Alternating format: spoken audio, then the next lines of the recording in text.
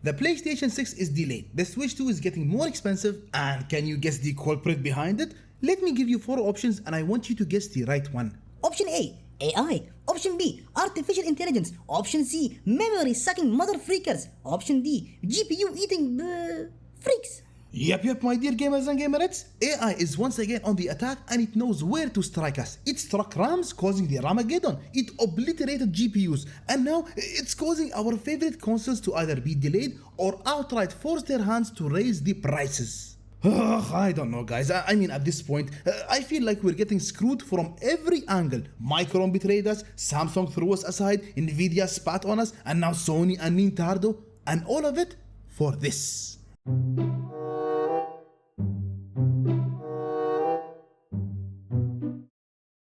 Okay, what the freak is happening with Sony? What the freak is happening with PlayStation 6? It was supposed to be released in 2027, right after GTA 6, with specs that will probably blow your freaking mind. The list of leaked specs is just too long for me to read out, so I'm gonna put it for you guys on the screen and knock yourselves out. But if I was to sum it up, compared to the PS5, it's more efficient, it has a stronger ray tracing and real 4K 120 FPS performance. And listen, it all sounds impressive to the tech nerds out there. But here's the real question. Why the frick is it getting delayed? Allow me to answer that question. Because stupid AI is just outright hungry. It needs more memory, it needs more GPU, it needs more crap stuffed down its freaking throat. Micron, Samsung, Nvidia all went after the highest bidder. GDDR6, 6X, 7, HBM, 16GB, 32GB, 64GB. AI is eating up everything. And in return, we get higher costs, delayed consoles, and daily betrayals from our favorite freaking companies. But listen, I don't really blame them. I mean, they're thinking from a business perspective. Hey, it's all about the money, isn't it? So Sony, naturally, they thought like this. Launch in 2027 and lose money, or price it at $699 or more. See guys, I don't really blame Sony for their decision. I'm freaking angry, don't get me wrong, but I'm also kind of understanding. Consoles have always been sold on razor-thin margins at launch, sometimes even at a loss. I mean, we all know the real money comes from games, subscriptions, digital storefront cuts, but that only works if your hardware costs are predictable. Right now, they're not. And yeah, it sucks. We wanted the PS6 right after GTA 6. We wanted the generational leap. We wanted 4K 120 without compromise.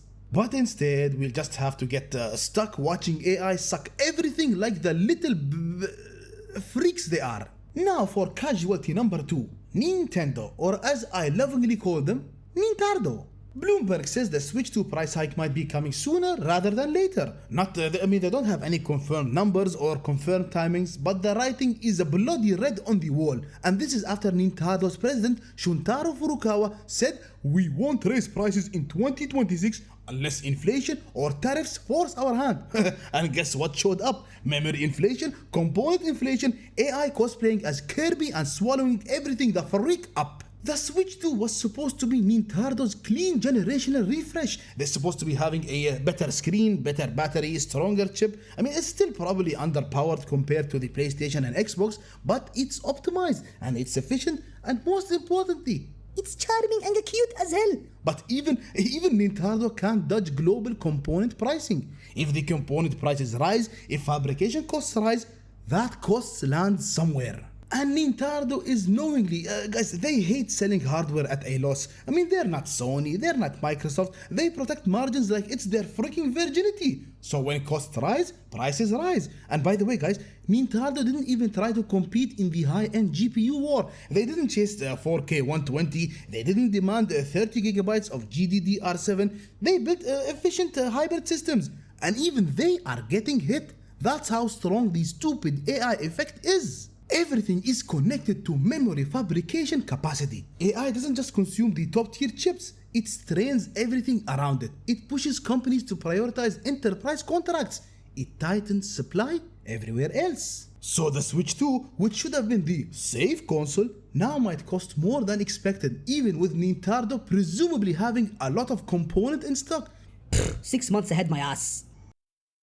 So now I have a question for you gamers and gamerettes. Will it really affect you this much if you don't get the PS6 in 2027? Because listen, and this is just my humble and honest opinion, I don't think it will be that devastating, and I know, it sounds crazy after everything I just screamed about, but think about it for a second. I still think the PlayStation 5 is underutilized. Developers, they're just now figuring out how to squeeze real performance out of it. I mean, are we really that close to maxing it out? Most cross-generation support only recently died. Studios are finally designing around PS5 hardware instead of dragging the PS4 along. So if the PS6 slips to 2028 or even 2029, what exactly are we missing out on right now? 4K 120 FPS? Cool. Better ray tracing? Nice. More headroom?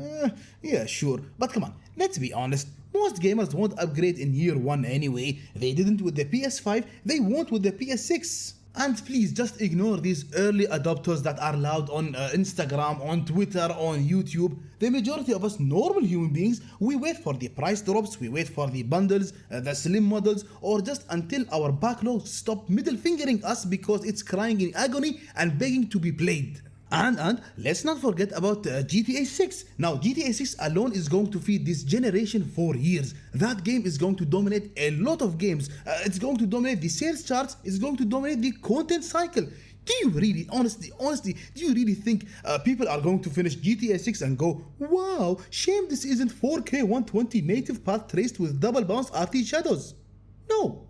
They're going to be busy committing virtual felonies. And guys, come on, let's not forget something else. Gaming, it survived a lot worse than this. It survived crypto miners nuking GPU prices. It survived pandemic shortages wrecking console launches. It survived tariffs, inflation, shipping problems. And yet, here we are still gaming. We are still arguing about which console or which device has better frame rates. We are still complaining. This AI memory crisis, guys, as much as I've complained and cussed and will continue to cuss, it feels massive because it's fresh. And it's not the kind of fresh that we expected. It's freaking disruptive. It's hitting multiple companies at once. But listen, cycles, they happen. Soon, I believe everything finds a way to normalize. AI right now, it's, well, let's say it's in its bulking phase. Eventually, it will have to shred all that gained fat, right? Right? And once it does, we can finally go back to buying consoles, PC parts, etc, at regular and human prices. No more crying in our mama's lap. Or in my case, in my cute and beautiful little cat's lap. What about you guys? How do you feel about all of this? Is your current PS5 more than enough, or are you craving that satisfying smell of new consoles? Drop your thoughts in the comments below. And I will find a corner to cry in because my GPU has been begging me to change it for years. Shut the freak up, you're doing fine. But I'm my GTX 980, you monster. And guys, thank you once again for watching the video. If you enjoyed it, please consider leaving a like and subscribing for more content in the future. Take care and I'll see you in the next one.